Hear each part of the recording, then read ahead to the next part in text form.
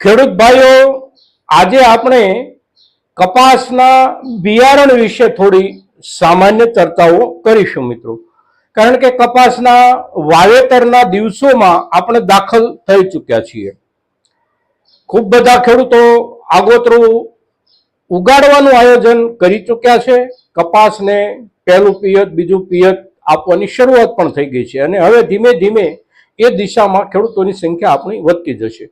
ત્યારબાદ વરસાદ આધારિત જે વાવેતર આપણું થવાનું હોય છે એ વાવેતરનો સમય પણ ધીમે ધીમે નજીક આવી રહ્યો છે અને તેથી બિયારણ અંગેની ચિંતા આપણા ખેડૂતોમાં સ્વાભાવિક રીતે હોય અને તેથી એને લગતા જે સવાલો કોમેન્ટમાં આપણને આવે છે એ સવાલોને ધ્યાનમાં રાખીને આપણે કપાસના બિયારણ વિશે આજે આ એક વિડીયોમાં સામાન્ય ચર્ચા કરીએ છીએ બિયારણ માટેની. તો આપ સૌ આ વિડીયોમાં બન્યા રહેજો.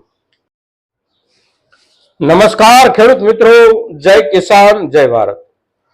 ખેડૂત મિત્રો, કપાસનું બિયારણ કયું સારું, આ એક સવાલ ખૂબ બધા ખેડૂતોનો હોય છે અને એ સવાલ ખેડૂતો આપણને પૂછે છે, પણ એનો એક સ્પષ્ટ રૂપમાં કોઈ બિયારણના નામથી આપણે સીધો જવાબ આપી શકીએ નહીં અને આપીએ તો એ વ્યાજબી નથી, વ્યવહારુ પણ નથી.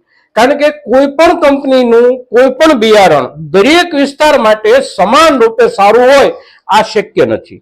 દરેક વિસ્તારમાં જમીનની જાત પ્રમાણે, દરેક વિસ્તારના વાતાવરણ પ્રમાણે, દરેક વિસ્તારના પાણીનો જે પ્રકાર છે એના આધારે પણ અને આસપાસમાં જે વાવેતરો થતા હોય છે કે એકંદર કયા વિસ્તારમાં કપાસ સિવાયનું બીજું કયું કયું વાવેતર થાય છે એના આધારે પણ આપણા બિયારણની સફળતા નિષ્ફળતા આ બધું નક્કી થતું હોય છે મિત્રો.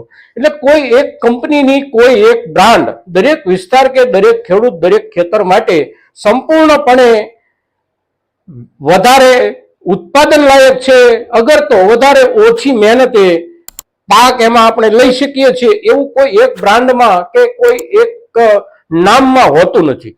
પણ જ્યારે આ પરિસ્થિતિ હોય ત્યારે વ્યક્તિગત રીતે એક વ્યવહારુ અનુભવ આપણો ખેડૂત તરીકેનો જે હોય એને આપણે કામે લગાડવો પડે છે અને એના આધારે આપણે નિર્ણય કરવાનો હોય છે. આપણે આપણી જમીનોમાં જે તે ખેતર કે જે વાડીઓમાં છેલ્લા 2 વર્ષ દરમિયાન જે વાવેતર કર્યું હોય, આપણી આસપાસના ખેડૂતોએ જે વાવેતરો કર્યા હોય, આપણી નજીકના ગામડાઓમાં જે વાવેતર થયા હોય અને એમાંથી આપણા વિસ્તારને અનુકૂળ કયું વધારે આવ્યું અને જે વધારે અનુકૂળ આવ્યું એ આપણા વિસ્તાર, આપણા ગામ કે આપણા ખેતર માટે સારું બિયારણ ગણાય. ઘણી વખત આપણે ત્યાં એવું બનતું હોય છે કે 50 કિલોમીટર, 75 કિલોમીટર કે 100 કિલોમીટર સુધી આપણા સગાવાલાઓ, મિત્રો, સંબંધીઓ આ બધા જે આપણે ચર્ચાઓ કરતા હોઈએ છીએ અને એમની જે વાત હોય છે એ વાતમાં એ જ્યારે વાત કરે છે ત્યારે એમની વાત સાચી હોય છે, પણ એમના વિસ્તારમાં જે બિયારણ વધારે અનુકૂળ આવ્યું હોય એ આપણા વિસ્તારમાં અનુકૂળ આવે જેવું નથી અને તેથી બિયારણની પસંદગી કરતી વખતે આપણે કોઈ પણ બ્રાન્ડની જાહેરાત, કારણ કે જાહેરાતનો માળો એટલો બધો જોરદાર ચલાવવામાં આવતો હોય છે પોતપોતાની ચીજો વેચવા માટે કે આપણે નક્કી નથી કરી શકતા કે આપણે કયું લેવું, કયું વાવવું. કારણ કે એક મૂંઝવણ થઈ જાય એટલો બધો જાહેરાતોના મારાનો માહોલ આપણી આસપાસમાં આ બિયારણોના દિવસોમાં હોય છે. ખરીફ સિઝન હોય ત્યારે ખરીફના વાવેતરના બિયારણમાં અને રવિ ઋતુ હોય ત્યારે રવિના વાવેતરના બિયારણના માહોલમાં. તો આપણે હંમેશા આપણી જે જરૂરિયાત છે એ આપણા વિસ્તારને ધ્યાનમાં લઈને આપણે એનું વાવેતર કરવાનું છે.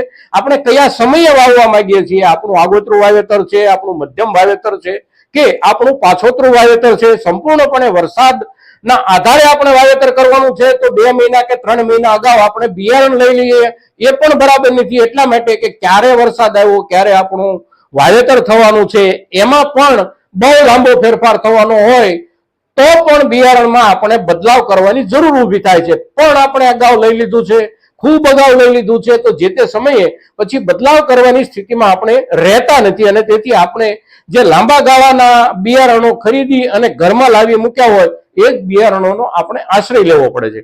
તો બને ત્યાં સુધી વરસાદ આધારિત જે લોકોએ બિયારણ વાવવાનું છે એમણે બહુ અગાઉ બિયારણ લેવાની જરૂર નથી. ક્યારે વરસાદ થાય છે, કેવો વરસાદ થાય છે એના આધારે એ નજીકના દિવસોમાં આપણે બિયારણ લઈશું તો ચોમાસાના સમયગાળાને ધ્યાનમાં લઈને આપણે ટૂંકા ગાળાનું, લાંબા ગાળાનું કઈ જાત લેવી, કેવી જાત લેવી, ગયા વર્ષે કે આગળના વર્ષે કે એની આગળના વર્ષે આપણા ખેતરમાં કેવી સ્થિતિ હતી, આપણી આસપાસના ખેતરોમાં કઈ સ્થિતિ હતી, આપણી નજીકના ગામડાઓ, આ બધા વિસ્તારમાં કેવી સ્થિતિ હતી, એને ધ્યાનમાં લઈ અને આપણે બિયારણ પસંદ કરવાનું છે મિત્રો.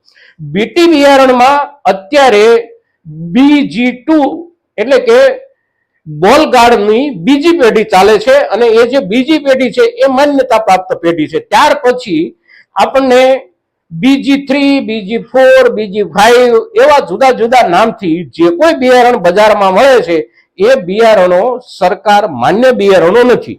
આપણે એ વાવીએ છીએ અને વાવી શકીએ છીએ.